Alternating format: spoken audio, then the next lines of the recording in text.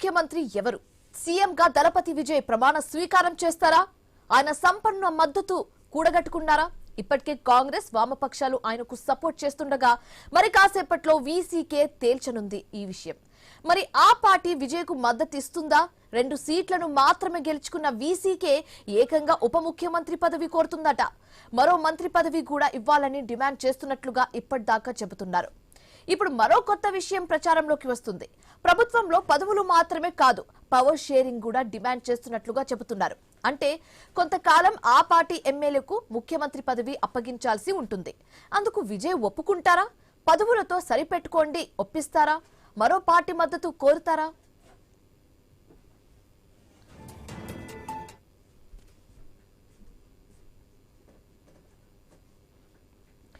తమిళనాడు కొత్త ముఖ్యమంత్రి ఎవరు? సీఎంగా దళపతి విజయ్ ప్రమాణ స్వీకారం చేస్తారా లేదా?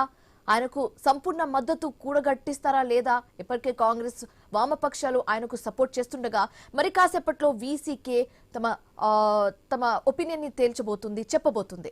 ఇదే అంశానికి సంబంధించి మరింత తాజా సమాచారం మా కరెస్పాండెంట్ స్వామి అందిస్తారు.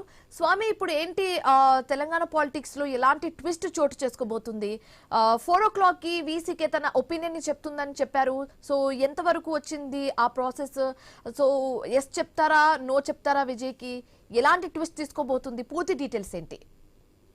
అంటే శివాని, తమిళనాడులో ఇప్పుడు విజయ్ కి ముఖ్యమంత్రి పదవి స్వీకరించడానికి మరొక 2 సీట్ల అవసరం పడుతుంది. ఇప్పటికే 4 సీట్లు ఉన్నటువంటి వామపక్షాలు, 5 సీట్లు ఉన్నటువంటి కాంగ్రెస్ ఇద్దరు కూడా ఆయనకు మద్దతు ఇచ్చారు. దీంతో ఆయనకు పూర్తి స్థాయి బల నిరూపణ చేసుకుంటే తప్ప ముఖ్యమంత్రిగా ప్రమాణ స్వీకారం చేసే అవకాశం ఇవ్వనని చెప్పేసి గవర్నర్ స్పష్టం చేయడంతో కూడా ఇప్పుడు పూర్తి మద్దతును కూడగట్టే పనిలో ఉన్నారు. ఇప్పటికే కాంగ్రెస్ వామపక్షాలు సంపూర్ణ మద్దతు ఇచ్చాయి.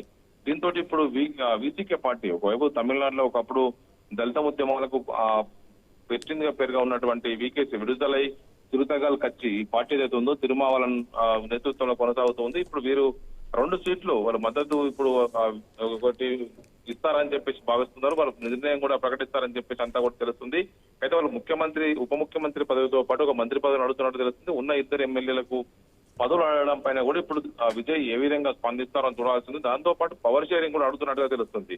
ఇట్లా ఒకవైపు వాళ్ళు పూర్తి నిర్ణయం ప్రకటించకుండా మిగతా 5 స్థానాలు ఉన్నటువంటి కాంగ్రెస్ కావచ్చు, 4 స్థానాల్లో వామపక్షాలు ఎలాంటి షరతులు పెట్టుకున్నప్పటికీ కూడా ఇటు 2 స్థానాలు ఉన్నటువంటి వీసీకే పార్టీ లాంటి షరతులు పెట్టడం పైన ఇప్పుడు విజయ్ ఏం నిర్ణయం తీసుకుంటారని చెప్పి చూస్తారు. మరోవైపు ఏడీఎంకేలో స్ప్లిట్ వస్తుందని చెప్పి చర్చ అయితే కొనసాగుతుంది. ఆ స్ప్లిట్ వచ్చి కనుక వారు కనుక ఓపెన్ గా బయటకు వచ్చి విజయ్ కి మద్దతు ఇస్తే విజయ్ పరిస్థితి మరింత ఈజీ అవుతుంది. ఈ రోజు నైట్ కే తమిళనాడు గవర్నర్ మళ్ళీ కేరళకి వెళ్ళిపోతారని చెప్పి తెలుస్తుంది. ఈ లోపు విజయ్ పూర్తి మద్దతును కూడగట్టుకొని అందరి ఆ సంతకాలతో కూడుకున్నటువంటి ఆ బల నిరూపణ పత్రాన్ని ఆ గవర్నర్ కి అందజేస్తే అతన్ని ఒకవైపు ప్రమాణ స్వీకారానికి పిలిచే అవకాశం కనబడుతుంది. ఈ రోజు వరకు కూడా బెంగాల్ ఈ రోజు ప్రమాణ స్వీకారం పూర్తయింది కాబట్టి ఇక నుంచైనా ఇక తమిళనాడు గవర్నర్ దీని మీద స్పష్టమైన నిర్ణయం తీసుకుంటారని చెప్పి అంతా భావిస్తారు. ఇప్పుడు వీసీకే పార్టీ విడుదలై చిరుతగల్ కచ్చి దళిత ప్యాంతర్ పేరుతోనే ఒకప్పుడు తమిళనాడులో దళిత ఉద్యమాలు చేసినటువంటి ఈ పార్టీ ఆ తర్వాత రాజకీయ పార్టీగా మారి